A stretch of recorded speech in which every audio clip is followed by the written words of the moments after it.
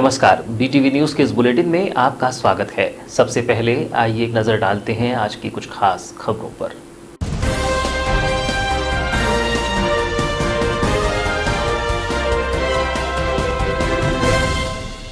तेज रफ्तार के चलते बस हुई दुर्घटनाग्रस्त। ग्राम पारसपानी से बालाघाट आ रही थी बस। घटना में 15 यात्री हुए घायल, 3 हैं गंभीर। घायलों का जिला चिकित्सालय में चल रहा है उपचार। घटना की जानकारी लगते ही विधायक मधु भगत ने जाना पीड़ितों का हाल। 11 जुलाई को प्रदेश के अन्य जिलों के साथ ही बालाघाट जिले में भी ऊर्जा अधोसंरचना विकास का मनाया पर्व। कमला नेहरू महिला मंडल बालाघाट के सभागार में आयोजित हुआ कार्यक्रम। सरल बिजली बिल योजना एवं मुख्यमंत्री बिजली बिल माफी योजना के अंतर्गत प्रमाण पत्रों का हुआ वितरण। और बरसते पानी और भारी यातायात के बीच स्ट्रेचर के सहारे प्रसूता को कराया गया सड़क पार। जिला चिकित्सालय से ट्रामा सेंटर में किया गया प्रसूता को शिफ्ट। जोखिम भरी जिंदगी के बीच परिजनों ने उठाया कदम। और अब समाचार विस्तार से। बुधवार की सुबह 10:30 बजे पारसपानी सड़क पर उस वक्त यात्रियों की चीख पुकार शुरू हो गई जब यात्रियों से भरी एक यात्री बस अनियंत्रित होकर पारसपानी नाहरवानी मोड़ पर पलट गई। यात्रियों की चीख पुकार सुनकर मौके पर पहुंचे ग्रामीणों ने इसकी सूचना पुलिस व एम्बुलेंस को दी, जिसके बाद एम्बुलेंस की मदद से घायल यात्रियों को इलाज के लिए जिला अस्पताल में भर्ती कराया गया। सड़क दुर्घटना की जानकारी मिलने पर परसवाड़ा विधायक मधु भगत ने अस्पताल पहुंचकर घायलों से मुलाकात कर डॉक्टरों को बेहतर इलाज करने की हिदायत दी। जानकारी के अनुसार ठाकुर बस सर्विस की बस क्रमांक MP50P0196 के चालक परिचालक किरनापुर की तरफ से यात्रियों को लेकर बालाघाट आ रही थी। अभी वह पारसपानी नाहरवानी मोड़ पर पहुंचे ही थे कि बस तेज रफ्तार से होने के कारण अनियंत्रित होकर पलट गई और बस के ड्राइवर कंडक्टर मौके से फरार हो गए हैं। बता दें कि बस में करीब 50 यात्री सवार थे, जिनमें से 17 यात्रियों को चोट आने के कारण इलाज के लिए जिला अस्पताल में भर्ती कराया गया है। आपका नाम बताया? अनूप बसेन। कहाँ रहते हैं? मैं नाहरवानी। अच्छा, कहाँ जा रहे थे आप? मेरा प्रॉपर कायदी का है नाहरवानी, मेरा बेटा रहता है, मैं उसके पास गया था, कायदी आ रहा था। हाँ। वापस आ रहे थे बालाघाट? हाँ, वही बस बैठ के 1 किलोमीटर आया था बस बाहर नाहरवानी से बैठ के। हाँ। फिर क्या हुआ? फिर वो बस अंतरित होकर के धीरे से नाली में घुस गई तो पूरी पलट गई। कितने लोग सवार थे? उसमें कम से कम पूरी सीट फुल थी। मैं पीछे की सीट में बैठा था, पूरी सीट फुल थी। कितने बजे की बात है ये? ये 10 बजे 10:10 की बात है। कौन सी कंपनी था? क्या नाम है आपका? मेरा अनूप बसेन है। बस का नाम क्या था? ठाकुर का बस कंपनी ठाकुर। यात्री बस पलटने से घायल हुए यात्रियों में तिलपेवाड़ा हट्टा निवासी अमृता नकपुरे, नाहरवानी निवासी सीता धरले, नाहरवानी निवासी अनूप बसोन कासे, तिलपेवाड़ा निवासी उरकुड़िया नकपुरे, डूंडा सिवनी निवासी रवि कावरे, नाहरवानी निवासी प्रकाश धरले, तुमाड़ी निवासी सावन टेमरे, विष्णु उइके, दहेली लिंगा निवासी फागुलाल बाहे, मंडई निवासी फुलवंती उइके, माटे किरनापुर निवासी फुलवंती पांचे, हट्टा निवासी लक्ष्मण मस्कोले, कुशराम पंचेश्वर, तुमाड़ी निवासी प्रभा टेमरे, साल्हे निवासी ढोवल राम, लता, अभिषेक पांडे को इलाज के लिए भर्ती कराया गया है, जिनमें से 5 की हालत गंभीर है। तुम लोग का क्या काम है?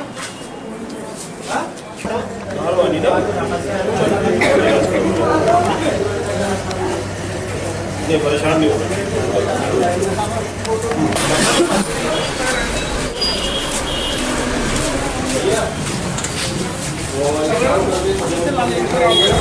स्ट्रेचर लाओ एक टन। जिला अस्पताल में इलाज के लिए भर्ती घायलों के अस्पताल चौकी प्रभारी कोमेंद्र गौतम व उनकी टीम ने बयान दर्ज कर बस चालक के खिलाफ तेज रफ्तार लापरवाही पूर्वक वाहन चलाकर पलटाने के मामले में 0 पर अपराध कायम कर मामले की अग्रिम कार्यवाही के लिए हट्टा पुलिस को भेज दिया है। वहीं घटना के संबंध में परसवाड़ा विधायक मधु भगत ने चर्चा के दौरान बताया कि पारसपानी के पास बस दुर्घटना की जानकारी प्राप्त हुई थी। घटना में लगभग 15 लोग घायल हैं, जिनका जिला चिकित्सालय में उपचार प्रारंभ है। अगर घायलों की स्थिति गंभीर होती है तो उन्हें मेडिकल रेफर किया जाएगा। कि पारसवानी और के बीच में एक बस पलटी है। तत्काल रूप से मैंने यहाँ आकर के हॉस्पिटल में सारे पेशेंटों को पहले 108 से 100 नंबर एम्बुलेंस से सबको बुलवाया और अभी पूरी हॉस्पिटल में सबको एडमिट करवाया है। और करीब 12-15 पेशेंट हैं ऐसे जो बहुत इंजर्ड हैं, गंभीर रूप से घायल हुए हैं। अब डॉक्टर लोग अपना इलाज चालू कर रहे हैं। अब किन कारणों से बस पलटी इसकी जानकारी पूरी विस्तृत बाद में ली जाएगी। अभी फिलहाल में तो जो स्थिति है, प्राथमिक उपचार उनका और जो गंभीर पेशेंट है उनके उपचार के ऊपर अभी हम ध्यान दे रहे हैं।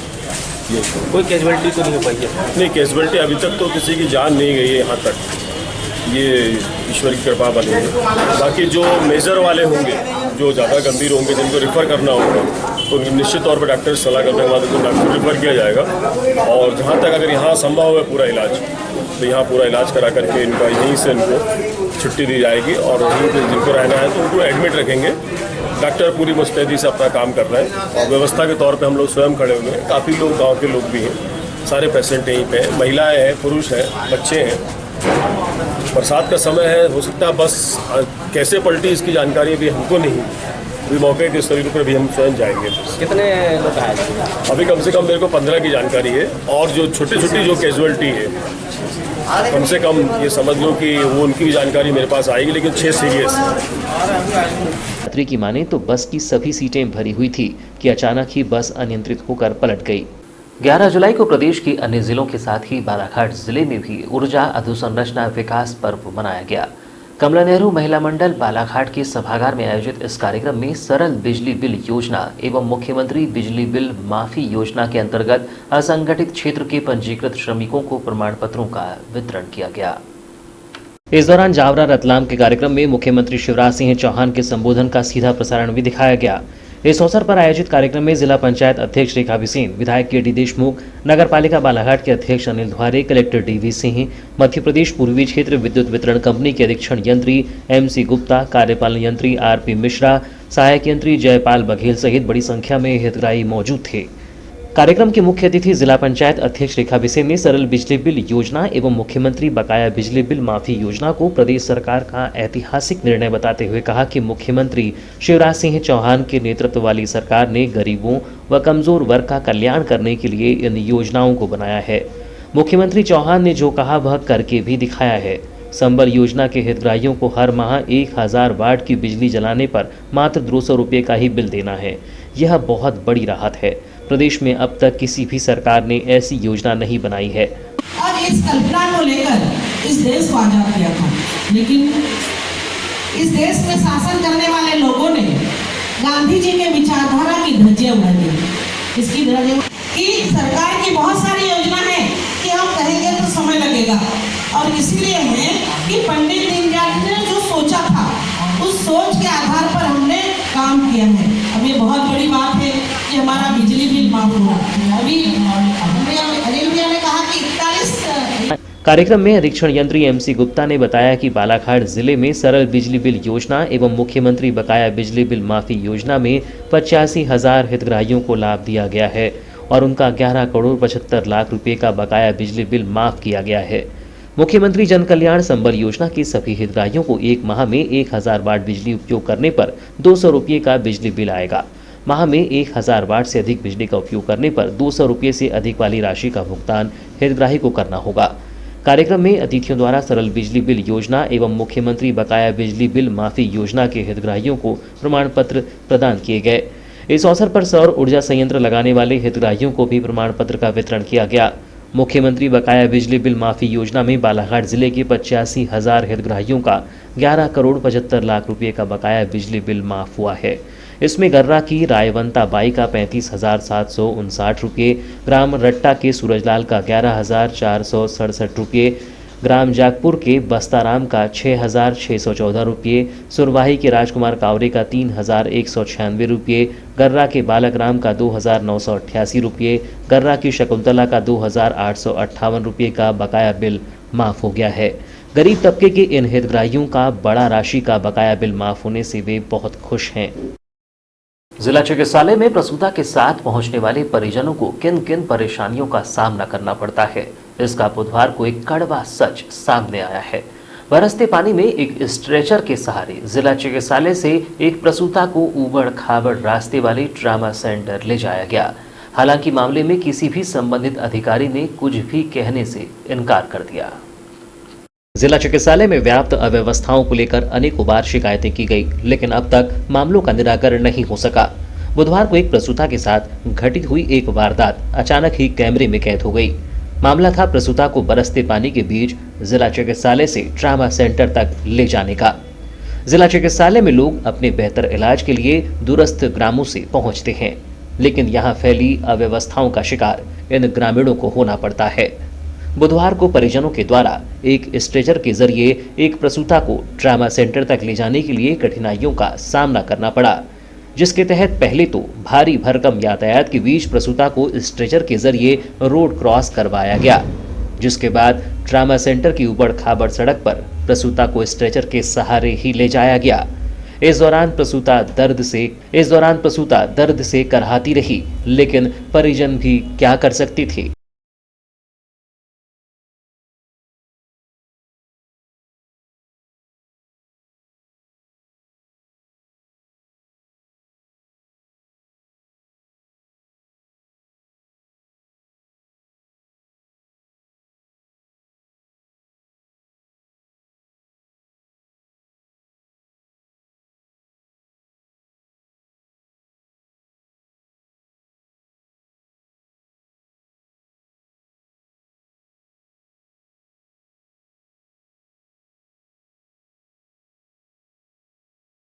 फिलहाल समाचारों में वक्त है एक छोटे से ब्रेक का। ब्रेक के बाद हम फौरन हाजिर होते हैं, तब तक बने रहिए पीटीवी न्यूज के साथ। श्री वर्धमान साड़ी भंडार, साड़ियों एवं कपड़ों के थोक विक्रेता। साड़ियाँ ही साड़ियाँ, साड़ियों का संसार, नारी के सौंदर्य को निखारती है साड़ियाँ। श्री वर्धमान साड़ी भंडार, क्योंकि हम रखते हैं आपकी पसंद का पूरा ख्याल।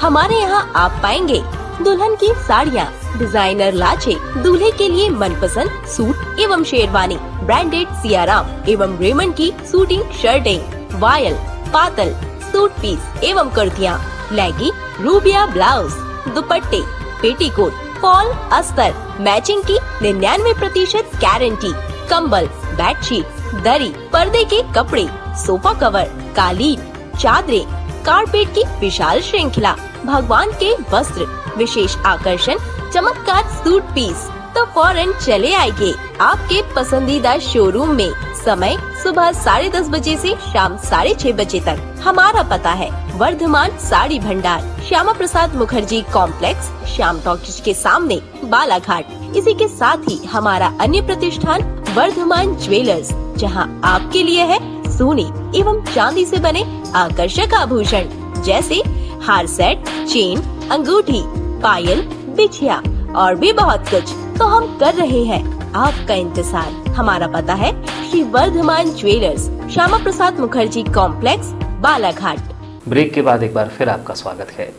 स्वास्थ्य विभाग द्वारा 11 जुलाई को विश्व जनसंख्या दिवस के अवसर पर जनसंख्या स्थिरता पखवाड़े का शुभारंभ करते हुए जनसंख्या स्थिरता के प्रचार प्रसार के लिए जागरूकता रैली निकाली गई। आयोजित की गई यह जागरूकता रैली नगर के जिला चिकित्सालय से निकाली गई, जिसे सीएचएमओ मनोज पांडे के द्वारा हरी झंडी दिखाकर रवाना किया गया। आयोजित की गई रैली जिला चिकित्सालय से होते हुए रानी अवंतीबाई चौक, अंबेडकर चौक, जयस्तंभ चौक होते हुए पुनः जिला चिकित्सालय पहुंची, जहां रैली का समापन किया गया।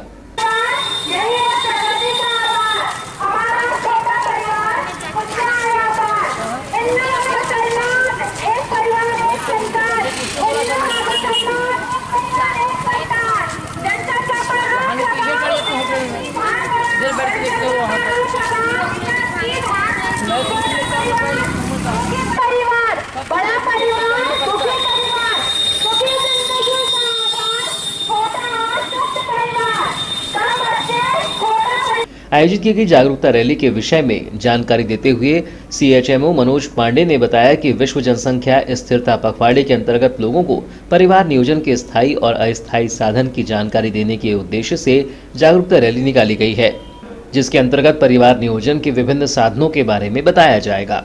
विश्व जनसंख्या स्थिरीकरण दिवस है और हम इस समय एक जनसंख्या स्थिरीकरण पखवाड़े के रूप में मनाएंगे।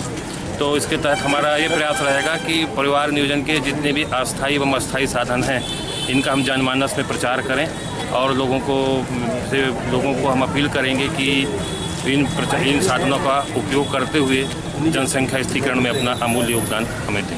सर, रैली के माध्यम से क्या संदेश देना चाहते हैं? रैली के माध्यम से संदेश देना चाहते हैं कि जैसे छोटा परिवार सुखी परिवार है, परिवार नियोजन के अस्थायी साधन क्या है ये बताएंगे, परिवार नियोजन के स्थायी साधन क्या है ये बताएंगे। अभी एक नया इंजेक्शन हमने निकाला है, अंतरा सरकार के द्वारा दिया गया है, उस अंतरा के बारे में बताएंगे। तो परिवार नियोजन के विभिन्न साधनों के बारे में लोगों के लिए जागृति लाना ये हमारे कार्यक्रम का उद्देश्य है। बैहर परसवाड़ा सहित आदिवासी ग्रामीण अंचलों में वाहन की कमी से किसी जरूरतमंद को बिना चिकित्सालय सेवा के उसे परेशानियों का सामना न करना पड़े और असमय ही अपने जीवन को अलविदा न कहना पड़े, इस उद्देश्य से नगर के युवा समाजसेवी राजा लिल्हारे द्वारा बुधवार को निःशुल्क एम्बुलेंस सेवा की शुरुआत की गई। नगर पालिका परिषद बालाघाट में आयोजित कार्यक्रम में नगर पालिका अध्यक्ष अनिल द्वारे द्वारा एम्बुलेंस को हरी झंडी दिखाकर विधिवत शुभारंभ किया गया। इस अवसर पर राजा लिल्हारे, बीएल लिल्हारे, मेहतर महाजन लिल्हारे, यशवंत लिल्हारे, तरुण लिल्हारे, पूर्व पार्षद युवराज लिल्हारे, राजेश लिल्हारे सहित अनेक गणमान्य नागरिक एवं युवा साथी उपस्थित रहे। आगे इतनी बड़ी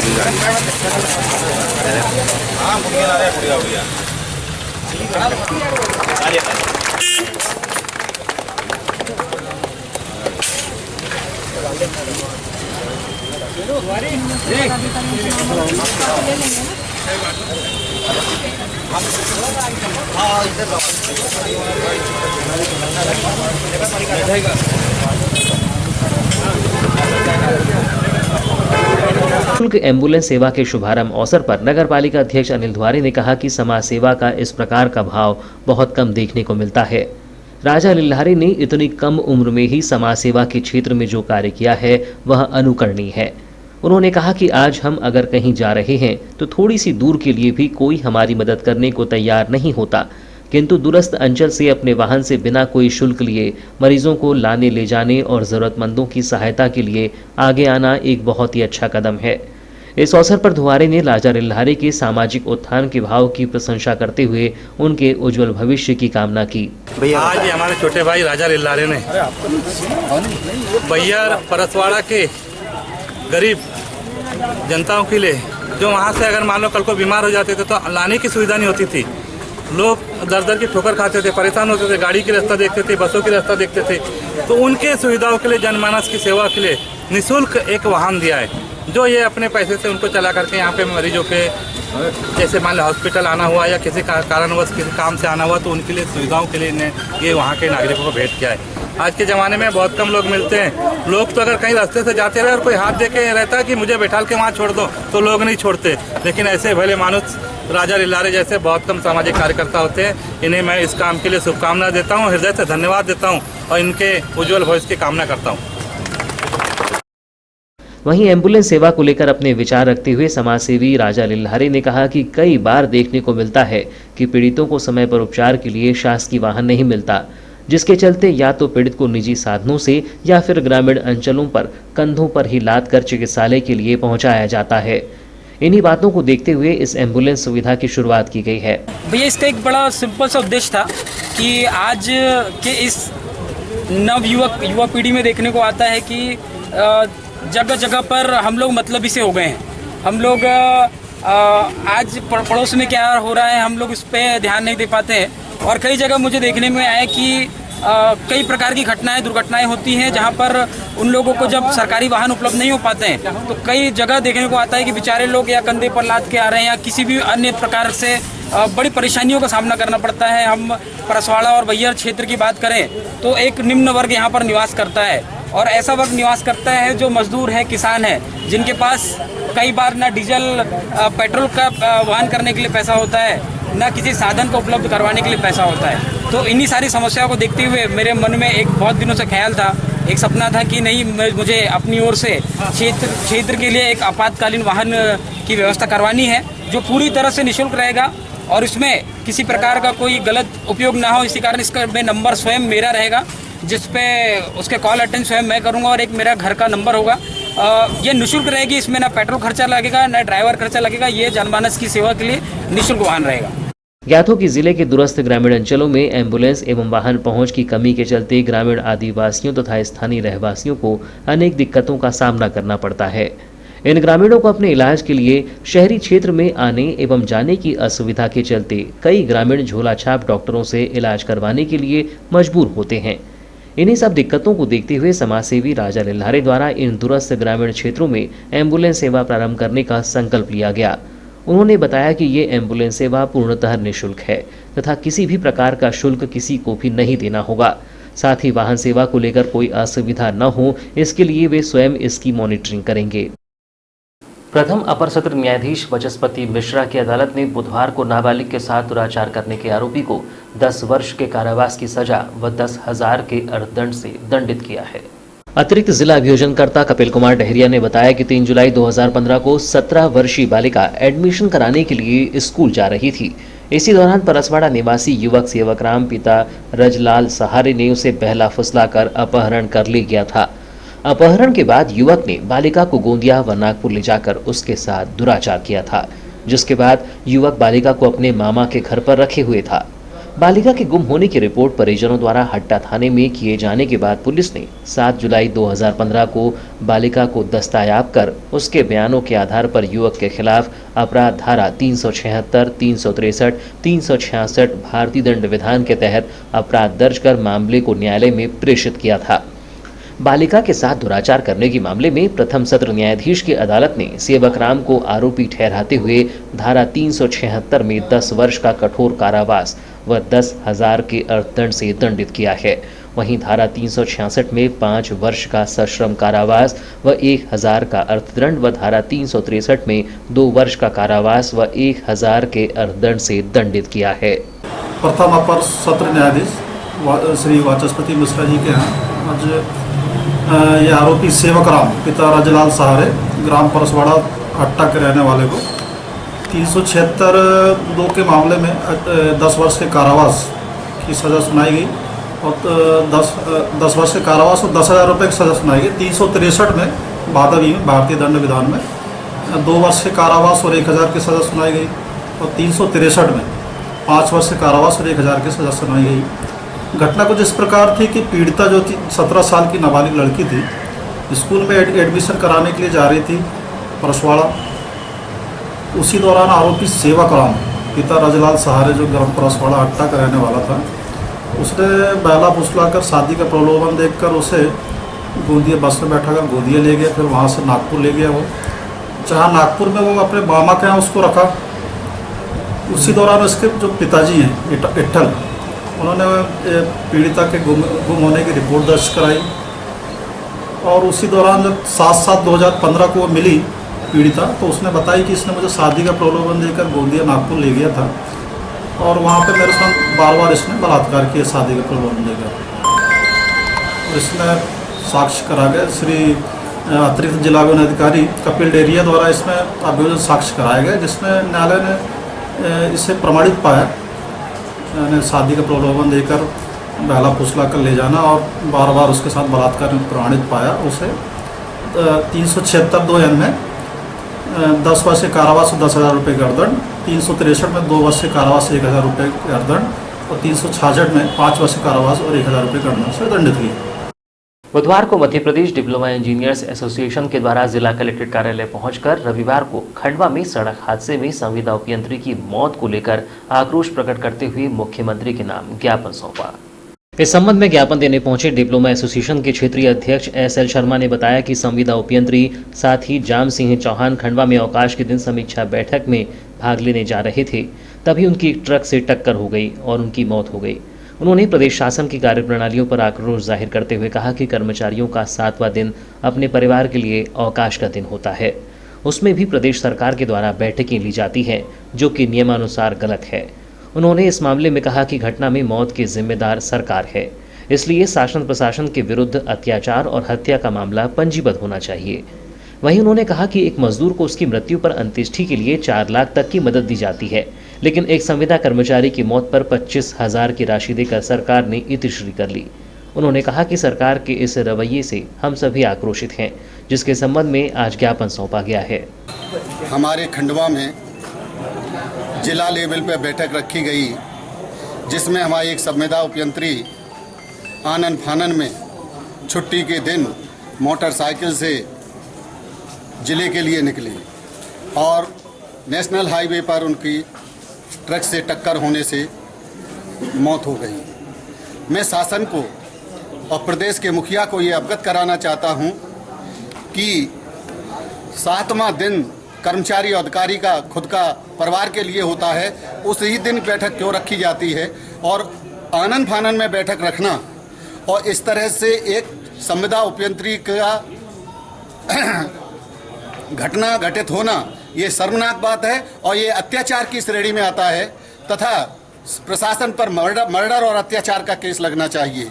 दूसरी बात यह है कि हमारे उपयंत्री को केवल दाह संस्कार के लिए 25,000 दिया गया, जबकि एक मजदूर भी कोई खत्म होता है तो उसको 4 लाख दिए जाते हैं। ये बड़ा दुर्भाग्य है इस प्रदेश का और मैं इस बात को आपके माध्यम से माननीय देश के मुखिया मुख्यमंत्री जी को पहुंचाना चाहता हूं। धन्यवाद।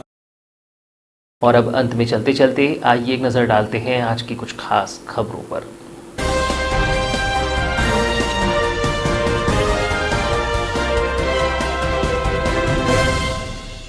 तेज रफ्तार के चलते बस हुई दुर्घटनाग्रस्त। ग्राम पारसपानी से बालाघाट आ रही थी बस। घटना में 15 यात्री हुए घायल, 3 हैं गंभीर।